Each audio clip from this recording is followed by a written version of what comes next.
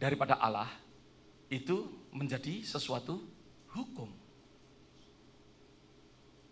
Menjadi sesuatu yang membawa saudara dan saya kehidupan. Ada amin saudara. Hukum dibuat untuk supaya saudara dan saya hidup. Amin. Maka itu setiap yang dinyatakan, perhatikan akan hal ini. Setiap yang dinyatakan oleh Allah ya, merupakan sesuatu hukum yang membawa saudara dan saya kepada kehidupan. Oke? Membawa saudara dan saya kepada sesuatu kehidupan. Nah, mungkin saudara ya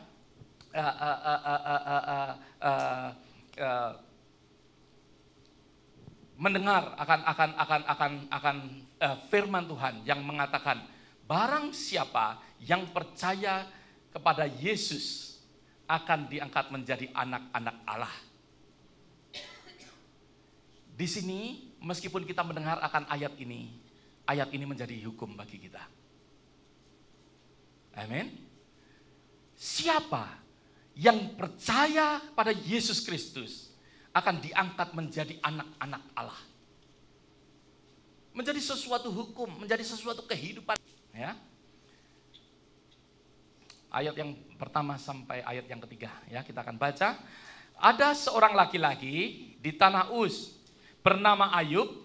Orang itu saleh dan jujur. Ia takut akan Allah dan menjauhi kejahatan. Orang ini luar biasa. Ya. Ia mendapat 7 anak laki-laki dan 3 anak perempuan, anaknya 10. Luar biasa, pasti Ayub ini bangga. Oke. Ia memiliki 7 ekor, 7 ekor. Kalau 7 ekor enggak kaya. Oke.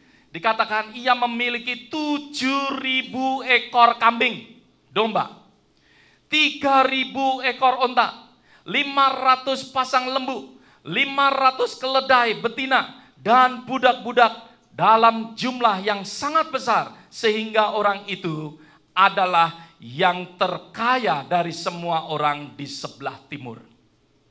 Luar biasa. Saya percaya Ayub mempunyai sesuatu kehidupan, kalau saya boleh katakan yang wonderful. Sesuatu kehidupan yang luar biasa. Ayub kaya, Ayub ternama. Ya, of course kalau nggak ternama, dia nggak dikenal sebagai orang yang terkaya di sebelah timur, benar nggak? Ya, orang nggak kenal Ayub, maka itu dikatakan bahwa dia kaya, dia ternama, dia juga setia kepada Tuhan.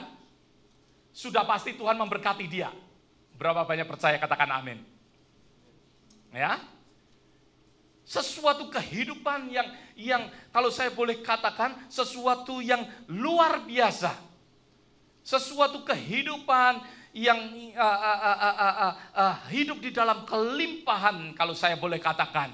Ya. Dari cerita Ayub ini, saudara dan saya tentunya tahu.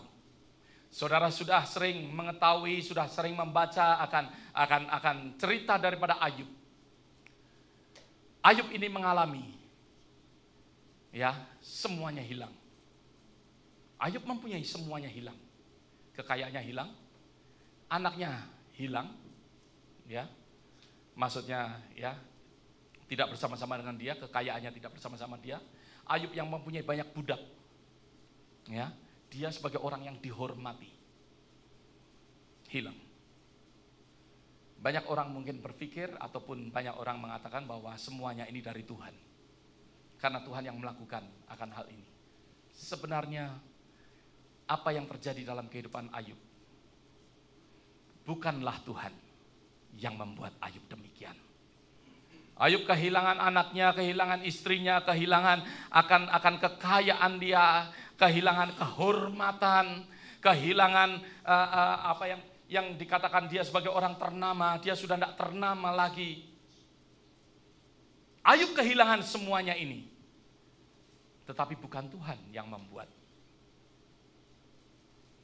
Kalau saya boleh katakan satu-satunya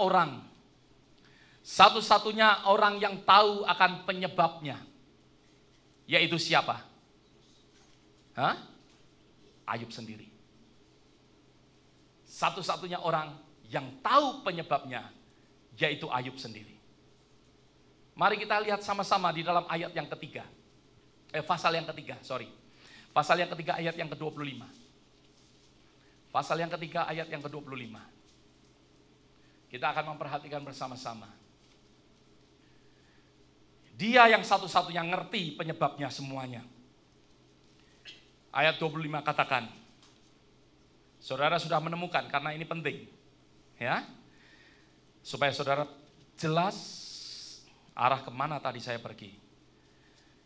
Ayat 25 katakan, karena Ayub berkata, yang kutakutkan itulah yang menimpa aku. Yang kucemaskan itulah yang mendatangi aku. Ayub berkata, dia tahu penyebabnya, semuanya hilang. Semuanya hilang. Yes. Banyak sekali saya pun pernah memakai, ya, menceritakan tentang kejadian Ayub pada saat saya membahas tentang cerita tentang pencobaan, ya, tentang pencobaan. Tetapi sebenarnya bukan masalah iblis yang mencobai itu doang, tetapi pernyataan Ayub. Sebagaimana dia tahu penyebabnya. Penyebabnya yaitu dikatakan apa yang kutakutkan. Apa yang kucemaskan. Itulah yang menimpa aku. Apa yang ada di dalam hati kita. Itulah yang menimpa akan Ayub. Kenapa dia kehilangan anak? Kenapa dia kehilangan istri? Kenapa dia kehilangan semuanya? Ayub berkata, yang kucemaskan, yang kutakutkan, itu yang terjadi. Itu yang terjadi. That's why, apa yang saudara dan saya pikirkan. Apa yang saudara dan saya pikirkan. Kita berpikir sukses, atau kita berpikir gagal. Kita berpikir yang baik, atau kita berpikir yang buruk. Tuhan mau untuk kita hidup di dalam sesuatu kehidupan. Mari kita hidup di dalam sesuatu perubahan. Jangan mau kita dikuasai oleh pemikiran-pemikiran yang tidak baik atau hati yang tidak baik. Punyailah sesuatu hati yang benar, pemikiran yang benar, supaya kita menghasilkan sesuatu yang benar.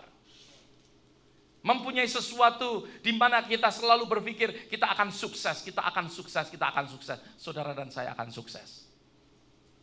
Ada amin saudara. Meskipun mungkin keadaan dunia ini kelihatannya melempem, kelihatannya glooming, ya. Tetapi kalau kita berpikir di balik daripada cloudy, awan yang mendung, glooming demikian, kita mengatakan matahari di sana, matahari di sana, matahari di sana. Ada amin saudara. The way we think, apa yang kita pikirkan, yang ada dalam hati kita, biarlah sesuatu, ya, yang sedap didengar, yang disebut kebajikan, sesuatu yang indah. Ada suatu ilustrasi, ada seseorang, ya, seorang istri yang selalu mengatakan, suamiku nggak berubah. Suamiku nggak bakal berubah. Apalagi di depan suaminya, kamu ini memang nggak pernah berubah. Kamu ini memang nggak pernah berubah. Gimana suami bisa berubah?